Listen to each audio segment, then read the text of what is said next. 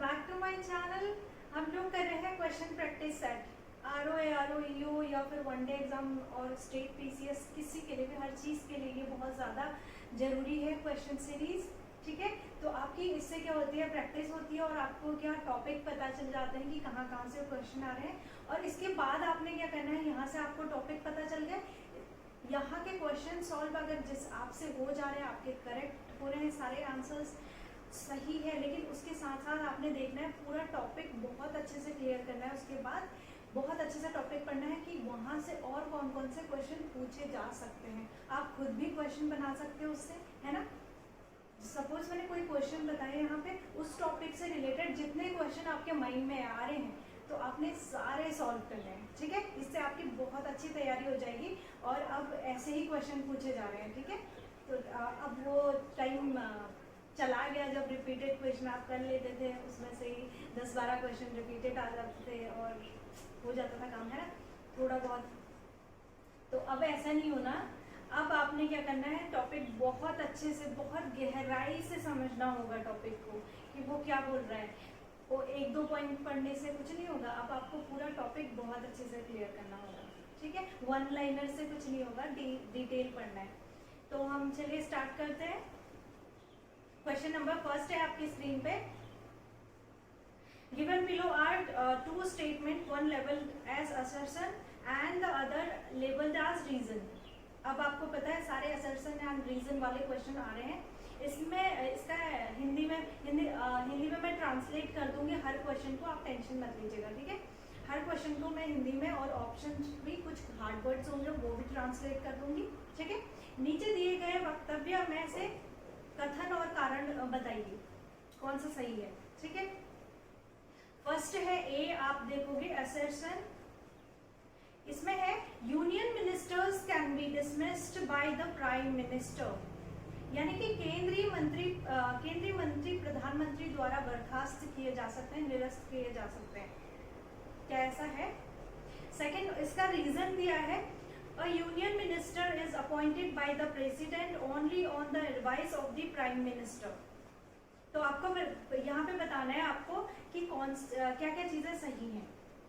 ठीक है, स्टेटमेंट्स आप देख सकते हो, तो आपको इसमें से एक चीज पता होगी, दूसरी नहीं पता होगी, रीजन नहीं पता होगा, और ऐसे करके तो काम नहीं चलेगा। तो अभी आपको पता चल गया, यहाँ से क्वेश्चन पूछा जा रहा है, तो आपने क्या करना है, ये टॉपिक अगर आपका अभी आंसर सही भी हो गया, अब ये क्या करना है, इस टॉपिक से आगे कितने क्वेश्चन बन सकते हैं, कैसे कैसे बन सकते हैं, वो सारे आपने देखने हैं। ठीक है, और टॉपिक बहुत अच्छे से पढ़ लेना है। तो यहाँ पे फर्स्ट ऑप्शन इनकरेक्ट हो जाएगा, यानी कि केंद्रीय प्रधानमंत्री द्वारा बर्खास्त किए जा सकते हैं, ये गलत है, नहीं किए जा सकते। रीजन आपका बिल्कुल, union minister is appointed by the president only on the advice of prime minister, यानी कि सारे जो केंद्रीय मंत्री होते हैं, केंद्रीय मंत्रियों की नियुक्ति कौन करता है, राष्ट्रपति करते हैं, लेकिन किसकी एडवाइस पे, प्रधानमंत्री की एडवाइस पे। तो हमारा कौन सा सही हो जाएगा, ऑप्शन डी हमारा बिल्कुल राइट हो जाएगा। A is false but R is true. ठीक है, ऑप्शन डी हमारा बिल्कुल राइट हो जाएगा। नेक्स्ट क्वेश्चन है, आपको सारे डेज भी याद रखने हैं। नेक्स्ट क्वेश्चन है आपकी स्क्रीन पे, आपको सारे डेज याद रखने हैं। ठीक है, क्योंकि डेज भी पूछते हैं। अभी यहाँ पे इस क्वेश्चन में आप देख रहे हो 4 क्वेश्चन, एक ही क्वेश्चन में 4 चीजें पूछनी है, तो आपको सारे याद रखने हैं। आपको लिस्ट 1 और लिस्ट 2 मैच करनी है। ठीक है, तो यहाँ पे वर्ल्ड इन्वायरमेंट प्रोटेक्शन डे कब सेलिब्रेट किया जाता है, वर्ल्ड इन्वायरमेंट प्रोटेक्शन डे।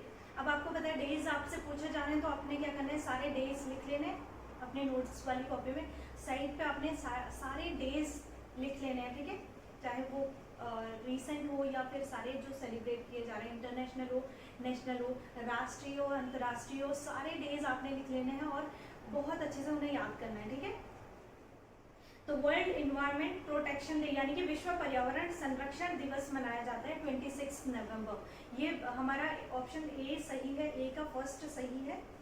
ठीक है, तो आप ऐसे भी कर सकते हो, अगर आपको एक ऑप्शन पता है तो ऑप्शन ए का फर्स्ट एक ही में है, ऑप्शन सी। कभी कभी आपको एलिमिनेशन मेथड आपका काम कर जाता है पेपरों में, है ना। आप ट्राई करना, अगर आपको एक का आंसर आ रहा है तो आप देखिए नीचे लिस्ट में जो आपको दिया हुआ है, अगर एक ही ऑप्शन दिया है जिसमें आप 100% श्योर हो। एलिमिनेशन तभी यूज करना जब आप 100% श्योर हो कि ये नहीं होगा या ये होगा, ठीक है। जैसे इसमें आपको पता है environmental protection act, protection day कब मनाया जाता है? 26 नवंबर। आप फर्स्ट पे एकदम सही हो तब आप ऑप्शन 2 सही कर सकते हो, ऑप्शन सी सही कर सकते हो, है ना। नेक्स्ट है national yoga day, sorry next है national youth day. National youth day कब सेलिब्रेट किया जाता है? यानी कि राष्ट्रीय युवा दिवस। राष्ट्रीय युवा दिवस 12 जनवरी। तो ये भी सही दिया है, ठीक है।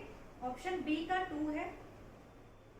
International youth day is celebrated on, पहले नेशनल पूछा है और इंटरनेशनल, आपको दोनों ही याद रखने, इंटरनेशनल और नेशनल, ठीक है। ऊपर आपको ऑप्शन बी दिया है नेशनल यूथ डे एंड सी दिया है इंटरनेशनल यूथ डे, ठीक है। नेशनल इंटरनेशनल दोनों ही याद रखने। 12 जनवरी नेशनल था, इंटरनेशनल 12 अगस्त को सेलिब्रेट किया जाता है, ठीक है। दोनों ही याद रखने आपने। आप कोई भी चीज पढ़ोगे उसके दोनों पढ़ने, नेशनल कौन सा है, इंटरनेशनल डे सेलिब्रेशन कौन सा है। जैसे अभी हमारा हिंदी दिवस हुआ था, वो नेशनल इंटरनेशनल दोनों ही याद रखने आपने, ठीक है। तो सारे ऐसे ही याद रखने हैं। नेक्स्ट है आपका world press freedom day. World press freedom day, ये बहुत बार पूछा गया क्वेश्चन है ये भी। तो इसका क्या हो जाएगा हिंदी में, क्या होगा? ये विश्व प्रेस, प्रेस यानी कि मीडिया की स्वतंत्रता, ठीक है। तो ये 3 मई है। तो ऑप्शन सी हमारा बिल्कुल राइट हो जाएगा। सबके ऑप्शन यहाँ पे बिल्कुल सही दिए हैं, ठीक है। नेक्स्ट क्वेश्चन है आपका, नेक्स्ट क्वेश्चन है आपकी स्क्रीन पे। Indian government has adopted which 3 food based safety nets for solution for quantitative and qualitative aspects of food security. यानी कि खाद्य सुरक्षा के मात्रात्मक एवं गुणात्मक पहलुओं के समाधान के लिए भारत सरकार द्वारा कौन कौन सी चीजें अपनाई गई हैं, किस पे आधारित है, ठीक है। तो आपको ऑप्शन दिए हुए हैं। फर्स्ट है पब्लिक डिस्ट्रीब्यूशन सिस्टम, सेकंड है food corporation of India, third है integrated child development services, fourth है मिड डे मील्स प्रोग्राम। तो इसमें से कौन कौन से सेलेक्ट किए गए हैं, आपको ऑप्शन दिए हुए हैं।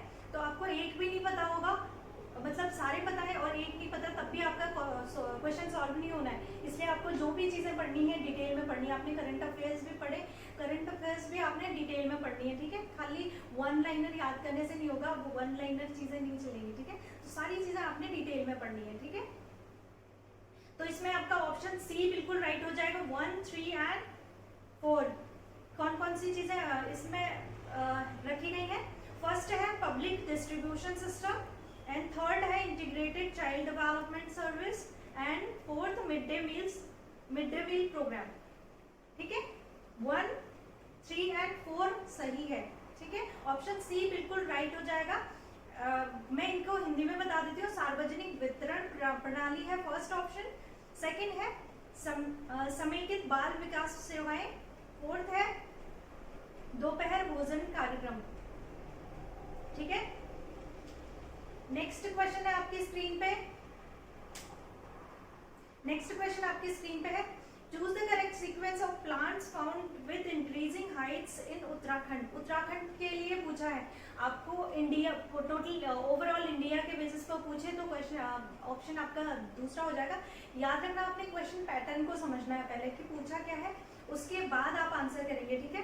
पहले क्वेश्चन बहुत अच्छे से समझ लें, उसके बाद आंसर करना, ठीक है। यहाँ पे उत्तराखंड का पूछा है, तो उत्तराखंड का सबसे हाइट पे कौन सा पेड़ होगा आपको पता होना चाहिए। आपको सबसे हाइट पे कौन सा है वो याद होगा तो आप आराम से कर सकते हो। यहाँ पे आपका ऑप्शन डी बिल्कुल हो जाएगा राइट। सबसे नीचे हमारे, अगर हम नीचे से जाना स्टार्ट करते हैं, ठीक है, अगर आप प्लेन्स वाले एरिया से जाना स्टार्ट करेंगे उत्तराखंड में, अगर आप विजिट करते हैं, आप प्लेन से, सपोज आप एरोप्लेन से विजिट कर रहे हैं, आप नीचे से शिवालिक श्रेणी से ऊपर को जाओगे तो आपको सबसे पहले क्या मिलेंगे? टीक मिलेगा, फिर चेयर मिलेगा, फिर ओक मिलेगा, फिर देवदार मिलेगा। ऑप्शन डी आपका बिल्कुल राइट हो जाएगा। सबसे पहले आपको प्लेन्स वाले एरिया में सागौन मिलेगा, फिर चीड़ मिलेगा, फिर बांज मिलेगा, सबसे हाइट पे आपको देवदार मिलेगा, ठीक है। तो ऑप्शन डी आपका बिल्कुल राइट हो जाएगा, ठीक है। नेक्स्ट अगेन आपको मैच करनी है, लिस्ट 1 और लिस्ट 2, ये अनुसूचियां याद रखनी है आपने,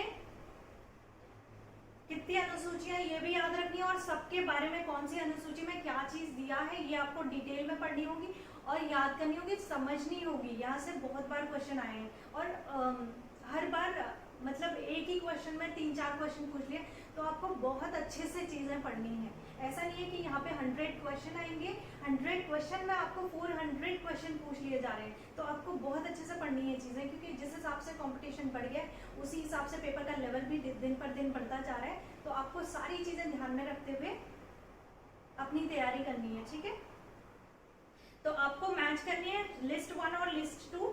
फर्स्ट लिस्ट में आपको स्केड्यूल दिए है और सेकंड में कौन सी लिस्ट में क्या दिया है, ठीक है, कौन से अनुसूची में कौन सा क्या दिया है। फर्स्ट अनुसूची की बात करें है union territories and their extent, यानी कि संघ शासित प्रदेशों एंड उनका विस्तार दिया है फर्स्ट अनुसूची में, ठीक है। सेकंड में आपको दिया है, सेकंड में दिया है राज्यसभा के उपसभापति यानी कि डिप्टी चेयरमैन ऑफ राज्यसभा, इसकी डिटेल दिया सेकंड शेड्यूल में, ठीक है। फोर्थ की आप बात करेंगे, फोर्थ में आपको दिया है, फोर्थ अनुसूची में दिया है allocation of seats in upper house, यानी कि उच्च सदन में सीटों का आवंटन दिया है फोर्थ शेड्यूल में। फिफ्थ शेड्यूल की बात करें, फिफ्थ में आपको दिया है एडमिनिस्ट्रेशन ऑफ शेड्यूल एरियाज, अनुसूचित क्षेत्रों का आवंटन आपको दिया है फिफ्थ शेड्यूल में। तो ऑप्शन डी आपका बिल्कुल राइट हो जाएगा, ठीक है। सारी अनुसूचियां आपने बहुत अच्छे से पढ़नी है ताकि आपका क्वेश्चन कोई भी गलत ना हो, ठीक है। What was the administration of Shivaji called, Shivaji के प्रशासन को क्या कहा जाता था, ये भी आपने बहुत अच्छे से याद रखना है। अष्टप्रधान, बहुत बार पूछा गया क्वेश्चन है अष्टप्रधान, शिवाजी के प्रशासन को क्या कहा जाता था, अष्टप्रधान, यानी कि ऑप्शन डी आपका बिल्कुल राइट हो जाएगा, ठीक है। नेक्स्ट क्वेश्चन है आपकी स्क्रीन पे, ये पूरा कंबाइंड क्वेश्चन पेपर है, यानी कि इसमें सारे टाइप से अभी उत्तराखंड के क्वेश्चन भी आएंगे, साइंस के भी आएंगे, कंप्यूटर के भी आएंगे, तो सारे टाइप के क्वेश्चंस हैं, ठीक है। जैसा पेपर आता है नॉर्मली वही चीजें हैं सारी, ताकि आपकी सारी चीजों की प्रैक्टिस हो जाए, सारी चीजों में आपको पता लग जाए कि क्वेश्चन कहाँ से आते हैं, कौन कौन से टॉपिक आपने बहुत अच्छे से कवर करने हैं। तो computer which device allows you to enter data and instructions into a computer, कौन सी डिवाइस आपको कंप्यूटर में डेटा और निर्देश दर्ज करने की अनुमति देती है, तो ऑप्शन ए इसमें बिल्कुल राइट हो जाएगा, ऑप्शन ए इनपुट डिवाइस, ठीक है। कंप्यूटर के क्वेश्चन भी आपको बहुत अच्छे से देख लेने। नेक्स्ट है, नेक्स्ट क्वेश्चन आपकी स्क्रीन पे है, which one of the following statement regarding the NITI Aayog is incorrect, incorrect, NITI Aayog के विषय में कौन सा ऑप्शन गलत है। क्वेश्चन आपकी स्क्रीन पे है, कमीशन, फर्स्ट ऑप्शन आपका है it has replaced the planning commission, आपको पता है इसने योजना आयोग की जगह पे आपका नीति आयोग आया है ना, नीति आयोग याद भी रखना कौन से ईयर में आया, कौन सी डेट पे आया है, ये भी याद रखना है आपने, ठीक है। ये किसकी जगह पे आया था, प्लानिंग कमीशन की जगह, यानी कि योजना आयोग की जगह आया है। इनकरेक्ट पूछा है तो ऑप्शन ए हमारा राइट हो जाएगा, इसमें ये सही ऑप्शन है। हमें सेकंड ऑप्शन है आपका it allocates resources among the states, यह राज्यों के मध्य संसाधनों का आवंटन करता है, क्या ये ऐसा करता है, यह राज्यों के मध्य संसाधनों का आवंटन कर रहा है, तो ऑप्शन बी बिल्कुल राइट हो जाएगा हमारा, क्योंकि ये इनकरेक्ट है, इनकरेक्ट पूछा है, ऑप्शन बी हमारा बिल्कुल राइट हो जाएगा, ठीक है। तो इसका आंसर होगा ऑप्शन बी। बाकी के भी ऑप्शन देख लेते हैं हम, ताकि हमें फ्यूचर के लिए काम आए, ठीक है। नेक्स्ट ऑप्शन है आपका it will function as think tank, बिल्कुल सही बात है, ये एक थिंक टैंक के रूप में कार्य करता है, नीति आयोग थिंक टैंक के रूप में कार्य करता है, ठीक है। It will encourage village level planning, यह ग्राम स्तर की योजनाओं को प्रोत्साहित करता है, बिल्कुल सही बात है कि नीति आयोग ग्राम लेवल की मतलब लोकल लेवल की योजनाओं को प्रोत्साहित करता है, ठीक है। तो ऑप्शन बी आपका बिल्कुल राइट हो जाएगा, यहाँ पे इनकरेक्ट पूछा है, इनकरेक्ट आपका ऑप्शन बी होगा, ठीक है। नेक्स्ट क्वेश्चन है आपकी स्क्रीन पे, Who among the following became the Prime Minister of India without being earlier the Chief Minister of State? किसी राज्य के मुख्यमंत्री बने बिना प्रधानमंत्री निम्न में से कौन कौन से बने हैं। तो ऑप्शन आपको ऑप्शन दिए हुए हैं, आपको ये भी पता होना चाहिए कि जब आप देखोगे आपकी बुक में पूरी लिस्ट दी हुई है ना, राष्ट्रपति की सारी दी हुई है और पीएम की सारी दी हुई है और जो गवर्नर होते हैं सबकी लिस्ट दी हुई है, फर्स्ट से आज तक सारी दी हुई है। तो आपने क्या करनी है, वो सारी याद करनी है, ठीक है। अगर आपको वो सारी लिस्ट याद है तो आपको यहाँ पे एलिमिनेट करने में कोई दिक्कत नहीं आएगी, आपको आराम से क्वेश्चन सॉल्व हो जाएगा, ठीक है। तो आपको पता चल गया कि क्वेश्चन कहाँ कहाँ से आ रहे हैं, कैसे कैसे आ रहे हैं, तो आपको पैटर्न पता चल गया। अब आपको क्या करना है, बहुत अच्छे से सारी चीजें कवर कर लेनी है। तो यहाँ पे ऑप्शन आपका डी बिल्कुल राइट हो जाएगा। एक तो कौन थे, चंद्रशेखर एंड 5 मनमोहन सिंह, 3 और 5 बिल्कुल राइट हो जाएंगे, ऑप्शन डी आपका बिल्कुल राइट हो जाएगा, ठीक है। चंद्रशेखर एंड मनमोहन सिंह ऐसे हैं जो राज्य के मुख्यमंत्री बने बिना क्या बने, प्रधानमंत्री बने हैं, ठीक है। नेक्स्ट क्वेश्चन है आपकी स्क्रीन पे, नेक्स्ट क्वेश्चन है आपकी स्क्रीन पे, when and where was the 10 principles of the Arya Samaj propounded, यानी कि आर्य समाज के 10 सिद्धांत कहां प्रतिपादित किए गए, ये आपको याद रखना है। ये आएगा आपका लाहौर 1877, आपने ईयर भी याद रखना है, लाहौर 1877, जगह भी याद रखनी है, ईयर भी याद रखना है आपने, ठीक है। नेक्स्ट क्वेश्चन है आपकी स्क्रीन पे, programme is based on which pillars, make in India programme कौन से स्तंभों पर आधारित है।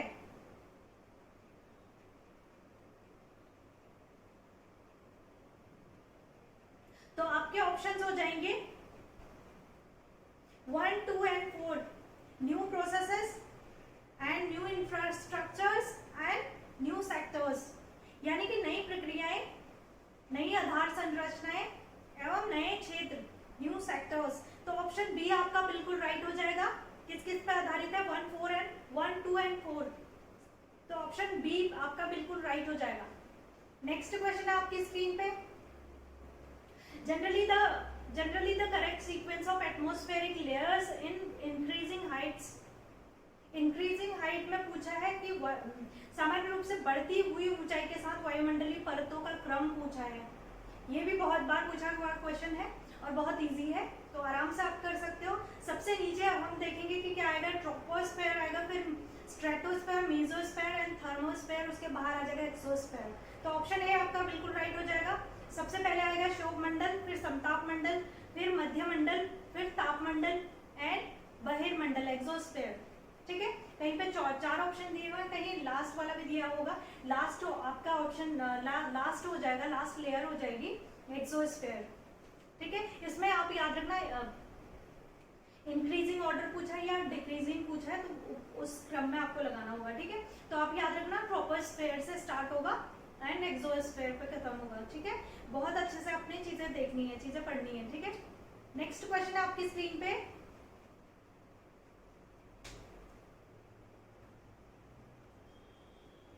Which one of the following is utility software?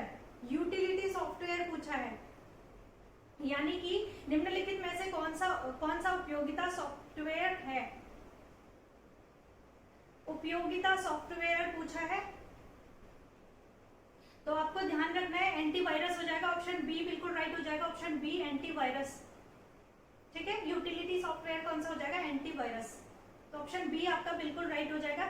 Next question है आपकी स्क्रीन पे, in India which one of the following concepts is not used for calculating unemployment, यानी कि भारत में बेरोजगारी का अनुमान लगाने के लिए निम्न में से किसका उपयोग नहीं किया जाता, नहीं पूछा है।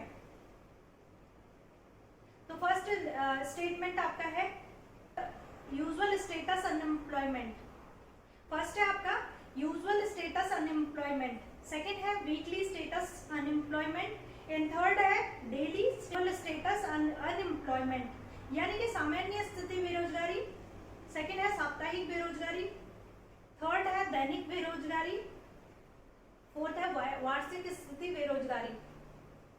तो ऑप्शन डी आपका बिल्कुल राइट हो जाएगा। कौन सा नहीं यूज किया जाता बोल रहे हैं, तो वार्षिक स्थिति बेरोजगारी यानी कि एनुअल स्टेटस अनएम्प्लॉयमेंट नहीं यूज किया जाता गरीबी नापने के लिए। अनएम्प्लॉयमेंट बेरोजगारी नापने के लिए लास्ट एनुअल स्टेटस अनएम्प्लॉयमेंट नहीं यूज किया जाता, ठीक है। तो ऑप्शन डी आपका बिल्कुल राइट हो जाएगा। कौन सा नहीं यूज किया जाता पूछा है, तो ऑप्शन डी आपका बिल्कुल राइट हो जाएगा। नेक्स्ट क्वेश्चन आपकी स्क्रीन पे, choose the correct combination of G20 countries. G20 countries के नेम आपको सबको सारे पता होने चाहिए, ठीक है, सारे पता होने चाहिए G20 के नेम। तो यहाँ पे ऑप्शन डी आपके बिल्कुल राइट हो जाएगा, India, Indonesia, Japan, Mexico. G20 में कौन कौन सी चीजें हैं ये करंट पे भी चल रहा है, तो आपको बहुत इंपॉर्टेंट हो जाएंगे, तो सारे आपको पता होने चाहिए। तो ऑप्शन डी आपका बिल्कुल राइट हो जाएगा, इंडिया, इंडोनेशिया, जापान, मैक्सिको, ठीक है। नेक्स्ट क्वेश्चन आपकी स्क्रीन पे, फॉलोइंग स्टेटमेंट्स, लिस्ट 1 और लिस्ट 2 को आपने करंट मैच करना है। आपको हिमालय दिए हुए एंड रिवर सिस्टम, आपको पता है हिमालयाज को 2 टाइप से डिवाइड किया है ना। एक तो आप नदी बेसिस पे, नदी बेसिन के हिसाब से डिवाइड किया है, वही क्वेश्चन आपसे पूछा है, ठीक है। एक सीरीज के हिसाब से आप अभी रिवर सिस्टम के बेसिस पे बताना है कि हिमालय कौन सा हिमालय किसके बीच में आ रहा है, ठीक है। फर्स्ट ऑप्शन है आपका पंजाब हिमालय। पंजाब हिमालय आपको पता है between the river Indus and Sutlej, Punjab Himalaya Sindhu and Sutlej river के बीच में है, ठीक है। तो ऑप्शन ए तो बिल्कुल करेक्ट दिया है, मैच करना है। ऑप्शन ए का 1 हो जाएगा, ठीक है। केवल एक आपको पता है तो आप सही नहीं कर सकते, यहाँ एलिमिनेशन मेथड यूज नहीं कर सकते, है ना। एक आपको फर्स्ट का ए आपको सारी जगह मतलब 3 जगह पे दिया है, तो फर्स्ट ए को आप कैंसिल कर सकते हैं यहाँ पे, बाकी आपके पास 3 ऑप्शन बचे। नेक्स्ट देखते हैं कुमाऊं हिमालय। कुमाऊं हिमालय किसके बीच में है? कुमाऊं हिमालय आपको पता है कि किसके बीच में है? सतलुज एंड काली के बीच में, between the river of Sutlej and Kali river. आपको पता है काली किसका, नेपाल और उत्तराखंड का बॉर्डर बना रही है ना। तो कॉमन सी बात हो जाएगी, अगर आपने रिवर सिस्टम पढ़ा है, पहले इंडस आ जाएगा, फिर सतलज आ जाएगा, सतलज के बाद काली आ जाएगा, सतलज और काली के बीच में कुमाऊं हिमालय है। तो ऑप्शन 4 आपका बी का 4 हो जाएगा, ठीक है। बी का 4 करते हो तो वैसे आपका आंसर निकल आ रहा है, आपका ऑप्शन डी बिल्कुल राइट हो जाएगा। अगर आपको 2 चीजें भी पता है इसमें से तो आपका ऑप्शन सही हो जाएगा, ऑप्शन डी। लेकिन बाकी चीजें भी देख लेते हैं। नेपाल हिमालय किसके बीच में आता है? नेपाल हिमालय आएगा काली एंड तीस्ता के बीच में। आपको पता है उत्तराखंड का बॉर्डर कौन बना रही है? काली बना रही है ना, उत्तराखंड और नेपाल का। तो नेपाल हिमालय किसके बीच में आ जाएगा? काली एंड तीस्ता के बीच में, ठीक है। नेक्स्ट आ जाएगा असम हिमालय। असम हिमालय किसके बीच में आएगा? Between the river of Teesta and Dihang. Dihang किसका नाम है? जो ब्रह्मपुत्र रिवर है उसका नाम दिहांग भी है ना। तो यहाँ पे ऑप्शन कहीं पे आपको दिहांग भी दिया जा सकता है, कहीं पे ब्रह्मपुत्र भी दिया होगा, ठीक है। तो दोनों ही बिल्कुल सही हो जाएंगे, क्योंकि दिहांग किसका नाम है? ब्रह्मपुत्र का ही नाम दिहांग भी है। तो सी का ऑप्शन 3 हो जाएगा, डी का ऑप्शन 3 हो जाएगा। तो ऑप्शन डी हमारा बिल्कुल राइट हो जाएगा यहाँ पे, ठीक है। पंजाब हिमालय हमारा इंडस एंड सतलुज के बीच में है। कुमाऊं हिमालय कुमाऊं हिमालय सतलुज एंड काली के बीच में है, ठीक है। नेपाल हिमालय कहाँ पे आ जाएगा? नेपाल हिमालय काली एंड तीस्ता के बीच में आ जाएगा। असम हिमालय तीस्ता एंड दिहांग के बीच में। तो ऑप्शन डी बिल्कुल राइट हो जाएगा आपका, ठीक है। ऑप्शन डी बिल्कुल राइट हो जाएगा। बहुत अच्छे से चीजें पढ़नी है आपने, हर चीज बहुत अच्छे से समझ के चीजें पढ़नी है, ठीक है। और एक नाम नहीं, जो भी आप रिवर सिस्टम भी पढ़ोगे, रिवर सिस्टम जब आप बहुत अच्छे से आपने रिवर सिस्टम पढ़ने, एक तो उनकी पूरा बेसिन कितना है ये पढ़ना है, और उनकी ट्रिब्यूटरीज पढ़नी है सारी बहुत अच्छे से, कौन सी किसकी ट्रिब्यूटरीज है, यहाँ से भी बहुत सारे क्वेश्चन बनते हैं। तो रिवर सिस्टम भी बहुत अच्छे से आपने पढ़ना है, ठीक है। नेक्स्ट क्वेश्चन है आपकी स्क्रीन पे, Who among the following rulers held a religious assembly at Prayag after every 5 years? तो ऑप्शन ए आपका अशोका हो जाएगा, सेकंड कनिष्क है, थर्ड है हर्षवर्धन, फोर्थ है चंद्रगुप्त विक्रमादित्य। तो ऑप्शन सी आपका बिल्कुल राइट हो जाएगा, क्या? हर्षवर्धन। हर्षवर्धन के टाइम पे प्रयाग पे हर साल क्या होता था? धर्म सम्मेलन आयोजित होता था, ठीक है, हर 5 साल में, हर 5 साल में धर्म सम्मेलन आयोजित किया जाता था। किसके कार्यकाल में? हर्षवर्धन के, याद रखना है आपने, ठीक है। नेक्स्ट क्वेश्चन आपकी स्क्रीन पे, कंसीडर द फॉलोइंग स्टेटमेंट्स। आपने 2 स्टेटमेंट्स दिए हैं, आपको दोनों स्टेटमेंट्स याद रखना है सही है या नहीं है। ऑप्शन है आपका, highest salinity is found in 20 degree and 40 degree north latitude. North latitude बोल रहा है, उच्चतम लवणता 20 डिग्री और 40 डिग्री उत्तरी अक्षांशों के बीच में पाई जाती है। उच्च लवणता यानी कि हाईएस्ट सैलिनिटी 20 to 40 नॉर्थ में पाई जाती है, नॉर्थ लैटिट्यूड में। सेकेंड ऑप्शन आपको दिया है, in these regions with high temperature and evaporation humidity remains low. ये दोनों रीजन, ये वाले रीजन की बात करें, इन भागों में यानी कि 20 से 40 डिग्री के बीच में, इन भागों में उच्च तापक्रम एवं वाष्पीकरण तथा आर्द्रता न्यून रहती है। टेम्परेचर हाई रहेगा और इवेपोरेशन और ह्यूमिडिटी रिमेन्स लो बोल रहा है। ये वाले रीजन में 20 to 40 उत्तरी अक्षांश, 20 to 40 डिग्री उत्तरी अक्षांश में। तो यहाँ पे क्या हो जाएंगे, करेक्ट आपसे पूछा है तो 1 और 2 दोनों ही सही हो जाएंगे। तो ऑप्शन सी आपका बिल्कुल राइट हो जाएगा, ऑप्शन सी, ठीक है। नेक्स्ट है, according to the theory of democratic transition, the population of every country increases fast, under which state? कौन सी अवस्था में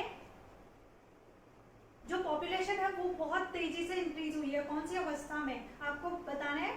तो आपको पता है कौन सी अवस्था थी, सेकेंड अवस्था है ना, सेकेंड स्टेज पे बहुत तेजी से पॉपुलेशन इंक्रीज हुई थी, है ना। तो ऑप्शन बी आपका बिल्कुल राइट हो जाएगा, सेकेंड स्टेज, ठीक है। नेक्स्ट क्वेश्चन आपकी स्क्रीन पे है, नवरत्न काउंसिल इज एसोसिएटेड विद, नवरत्न परिषद किससे संबंधित है? नवरत्न काउंसिल इज एसोसिएटेड विद, तो ऑप्शन सी आपका बिल्कुल राइट हो जाएगा, चंद्रगुप्त द्वितीय, यानी कि चंद्रगुप्त सेकंड के काल में नवरत्न परिषद का संबंध चंद्रगुप्त द्वितीय का कार्यकाल से है, ठीक है। तो ऑप्शन सी आपका बिल्कुल राइट हो जाएगा।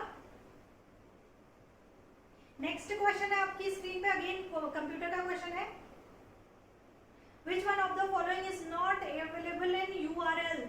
यूआरएल में कौन सा नहीं उपलब्ध होता है? तो यहाँ पे यूआरएल में आपको पता है आईपी एड्रेस नहीं होता, यूआरएल में डोमेन नेम होता है, फाइल नेम होता है, प्रोटोकॉल होता है, आईपी एड्रेस नहीं होता। तो ऑप्शन सी आपका बिल्कुल राइट हो जाएगा, ठीक है। नेक्स्ट क्वेश्चन है आपका, विच one of the following pair is correctly match. Correctly match पूछ रहा है, 1853 एक्ट प्रोविंशियल ऑटोनॉमी, ये गलत हो जाएगा। 1861 एक्ट पोर्टफोलियो सिस्टम, नहीं, इसकी डेट इनकरेक्ट है। ईयर आपको पता है ऑप्शन सी बिल्कुल राइट हो जाएगा। 1919 के एक्ट में क्या हुआ था? Dyarchy at the centre, centre में द्वैत शासन स्टार्ट हुआ था, कौन से ईयर में? 1919 में, आपको याद रखना है, ठीक है। 1919 में क्या हुआ था? Dyarchy at the centre. 1919 के अधिनियम में क्या हुआ था? केंद्र में द्वैत शासन स्टार्ट हुआ था, ठीक है। द्वैत शासन की व्यवस्था केंद्र में कब हुई थी? 1919 में, आपको याद रखना है। तो ऑप्शन सी हमारा बिल्कुल राइट हो जाएगा। नेक्स्ट क्वेश्चन है आपकी स्क्रीन पे, कंसीडर द फॉलोइंग स्टेटमेंट। आपको 2 ऑप्शन दिए हुए हैं, 2 स्टेटमेंट दिए हैं, उनमें से सही कौन सा है वो बताना है। फर्स्ट ऑप्शन है आपका, due to the retreating of sea land mass dries up and become plain. Second है, Indian plain of Kutch is formed in the same process. First option का हिंदी में अनुवाद है, सागर के निवर्तन या पीछे हटने से स्थलखंड सूखकर मैदान बन जाते हैं, ये बिल्कुल सही है। सेकेंड ऑप्शन है, भारत में कच्छ के मैदान इसी प्रक्रिया से निर्मित हैं। तो आपको बिल्कुल पता है सागर कच्छ का रन कहाँ पे है? गुजरात के पास है। गुजरात के पास आपको पता है जो कच्छ का रन बना हुआ है वो इसी प्रोसेस से पहले वहां पे पूरा पानी आता था, अब वो प्लेन बन चुका है, ठीक है। तो इंडियन प्लेन कच्छ वाला आपको पता है इसी प्रोसेस से बना हुआ, तो ऑप्शन ए एंड बी दोनों ही सही हो जाएंगे। तो यहाँ पे ऑप्शन सी आपका बिल्कुल राइट हो जाएगा, ठीक है। 22-23 which sector made the maximum contribution to India's gross domestic product, यानी कि 22 एंड 23 में भारत के जीडीपी में किस क्षेत्र का योगदान सर्वाधिक है? तो ये आपको पता है किसका है, टर्शरी सेक्टर का, है ना। तृतीय क्षेत्र का सबसे ज्यादा योगदान रहा 2022 और 23 के जीडीपी में, ठीक है, याद रखना है आपने। नेक्स्ट, आप जिस टाइम पे भी क्वेश्चन, आप जिस टाइम पे भी ये क्लास देख रहे हो उस टाइम पे आप उस टाइम का जीडीपी का अपडेट कर लेना, क्योंकि हर साल नया अपडेटेड होता है, ठीक है। तो आप अपडेट करके चलना जिस टाइम पे भी आप देख रहे हो, ठीक है। नेक्स्ट क्वेश्चन है, आपसे पूछे हैं ऑप्शन ए आपका बिल्कुल राइट हो जाएगा। Executive powers of president, article 53, president 52 में दिया हुआ है। 53 में राष्ट्रपति के कार्यकारी शक्ति यानी कि एग्जीक्यूटिव पावर्स दिए हुए हैं, तो 53 ए हमारा बिल्कुल सही हो जाएगा। यहाँ पे इनकरेक्ट पूछा है, इनकरेक्ट बताना है हमें। सेकंड है post of controller and auditor general, ये हमें नियंत्रक एंड महालेखा परीक्षक का हमें दिया है आर्टिकल 48 में, बिल्कुल राइट हो जाएगा। आपको सारे आर्टिकल याद रखने हैं, ठीक है।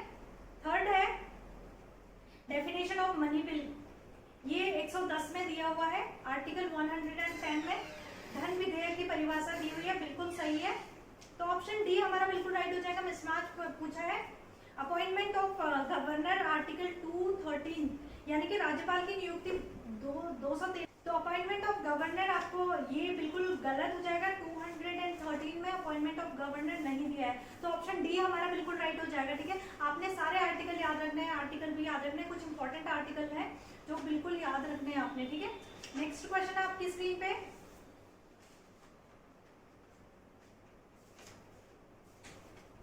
नेक्स्ट है which one of the following operating system is an open source. Open source कौन सा है? निम्नलिखित में से कौन सा ऑपरेटिंग सिस्टम ओपन सोर्स है? तो यहाँ पे ऑप्शन सी आपका बिल्कुल राइट हो जाएगा। लाइनेक्स आपका बिल्कुल राइट हो जाएगा, ठीक है। ऑप्शन सी ओपन सोर्स कौन सा है? लाइनेक्स हो जाएगा, ऑप्शन सी बिल्कुल राइट हो जाएगा। नेक्स्ट क्वेश्चन है आपका, नेक्स्ट आपकी स्क्रीन पे है, the Allahabad pillar inscription is associated with which one of the following. Prayag स्तंभ अभिलेख किसके द्वारा, किससे जुड़ा हुआ है? आपको पता है जो अभिलेख लिखा है सारे वो किसके हैं? समुद्रगुप्त के, ठीक है। यहाँ पे ऑप्शन डी आपका बिल्कुल राइट हो जाएगा। जो प्रयाग स्तंभ है वो किससे रिलेटेड है? समुद्रगुप्त, ठीक है। इलाहाबाद पिलर किससे रिलेटेड है? समुद्रगुप्त, ठीक है। अब उत्तराखंड के कुछ क्वेश्चन आ गए, बहुत इजी है, बहुत अच्छे से करने हैं। क्वेश्चन करने का मतलब सिर्फ ये नहीं है कि हमें क्वेश्चन आज कितना स्कोर किया है यही देखना नहीं है। क्वेश्चन करने का मतलब है कि हमें टॉपिक पता चल जाए कि कौन कौन से टॉपिक हमने बहुत अच्छे से पढ़ने हैं, ठीक है। तो जो भी क्वेश्चन आएंगे वो टॉपिक आपने बहुत अच्छे से करने हैं, ठीक है। Who gave the message of don't cry, march ahead to the women? निम्न में से किसने महिलाओं को यह संदेश दिया, रो मत आगे बढ़ो? ये बहुत इंपॉर्टेंट है, किसने दिया? तो ऑप्शन डी सी आपका बिल्कुल राइट हो जाएगा। तुलसी देवी ने ये नारा दिया था, कौन सा? रो मत आगे बढ़ो, डोंट क्राई मार्च अहेड, किसने दिया था? तुलसी देवी। तो ऑप्शन सी आपको बिल्कुल राइट है, ठीक है। नेक्स्ट क्वेश्चन है आपका, next is known as the pilgrim, यानी कि द पिलग्रिम के नाम से किसे जाना जाता है? तो आपको बिल्कुल, ये आपने कितनी बार पढ़ चुके हो, तो ऑप्शन बी आपका बिल्कुल राइट हो जाएगा। P Barron is known as the pilgrim, ठीक है। नेक्स्ट क्वेश्चन है आपकी स्क्रीन पे, doctor Pitambar Dutt Barthwal is the first one to be awarded D.Litt degree in Hindi literature. He proposed his thesis in which language? कौन सी लैंग्वेज में उन्होंने अपना, यानी कि डॉक्टर पीताम्बर दत्त बर्दवाल हिंदी साहित्य में D.Litt की उपाधि, डी लिटरेचर की उपाधि पाने वाले प्रथम व्यक्ति हैं। उन्होंने अपना शोध प्रबंधन कौन सी लैंग्वेज में दिया? तो आपको पता है उन्होंने अपनी शोध का पूरा काम थीसिस कौन सी लैंग्वेज में दिए थे? इंग्लिश। तो तो ऑप्शन ए आपका बिल्कुल राइट हो जाएगा। ठीक है, नेक्स्ट क्वेश्चन आपकी स्क्रीन पे है, which one of the following statements are true, कौन कौन से सही है पूछा है। ठीक है, patwari system was set up by GW Traill, जो पुलिस पटवारी व्यवस्था है वो किसने स्टार्ट की थी, ट्रेल ने, विलियम ट्रेल। तो ऑप्शन ए तो बिल्कुल राइट है, करेक्ट पूछा है, करेक्ट स्टेटमेंट कौन कौन से हैं। फर्स्ट आपका करेक्ट है। सेकंड देखते हैं, GW Traill succeeded Edward Gardner as the commissioner of British Kumaon. GW Traill ने ब्रिटिश कुमाऊं कमिश्नर के रूप में एडवर्ड गार्डनर का स्थान लिया था। बिल्कुल सही है, एडवर्ड गार्डनर के बाद कौन बने, ट्रेल। ठीक है, तो दूसरा ऑप्शन भी बिल्कुल राइट हो जाएगा, करेक्ट पूछा है, 1 2 सही हो जाएंगे। थर्ड देखते हैं, द आपका हो जाएगा, the period of John Batten as the commissioner of Kumaon is considered as the golden period of British rule in Kumaon. Kumaon commissioner के रूप में जाने जाने वाले बैटन का कार्यकाल ब्रिटिश कुमाऊं का स्वर्णिम युग माना जाता है। बिल्कुल सही है, ऑप्शन सी भी बिल्कुल राइट हो जाएगा। तो यहाँ पे 1 2 3 तीनों ही सही है।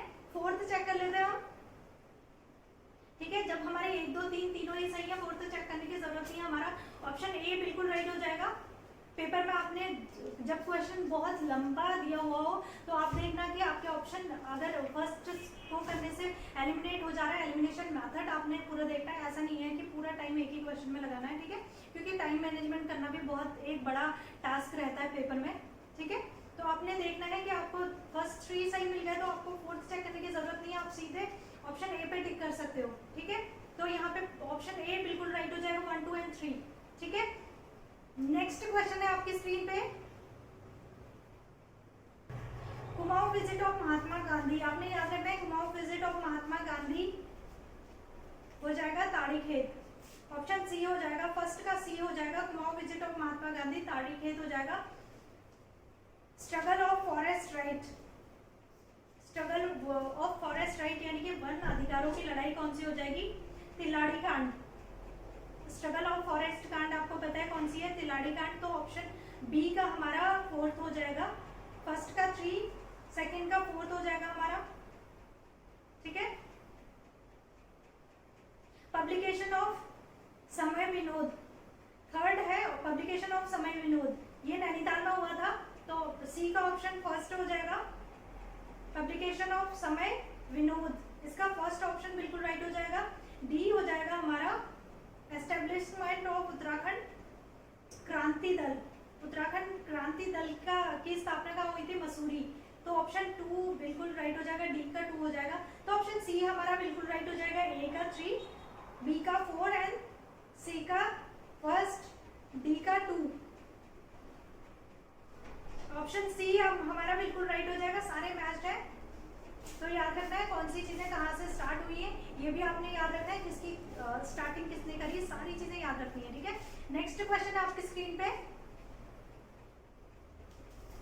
Read the following statement. आपको 2 स्टेटमेंट दिए हैं, करेक्ट कौन सा है वो बताना है। ठीक है, फर्स्ट है, Kali is the longest river of Kumaon. Kali Kumaon की सबसे लंबी रिवर है, बिल्कुल राइट आंसर है इसका, है ना। काली कुमाऊं की सबसे लंबी रिवर है, किसका बाउंड्री बनाती है काली, ये भी पूछा जाता है। काली किसकी बाउंड्री बना रही है, उत्तराखंड एंड नेपाल की बाउंड्री बना रही है कौन, काली। ठीक है, तो काली कुमाऊं की सबसे लंबी नदी है, पहला स्टेटमेंट है। सेकंड है, Jauljibi is situated at the Confluence of Kali and गोरी। जौलजीबी काली और गोरी के संगम पर मिलती है, बिल्कुल राइट आंसर है। सेकंड ट्रिब्यूटरी है कौन, गोरी रिवर। और काली और गोरी कौन सी जगह पे मिलते हैं, जौलजीबी पे। और जौलजीबी पे हर साल मेला भी लगता है, कौन सा, जौलजीबी का मेला लगता है। तो आपने सारी चीजें याद रखनी है। तो दोनों ही स्टेटमेंट यहाँ पे क्या है, दोनों ही स्टेटमेंट सही है। तो ऑप्शन बी हमारा बिल्कुल राइट हो, सी हमारा बिल्कुल राइट हो जाएगा, बोथ 1 एंड 2। ठीक है,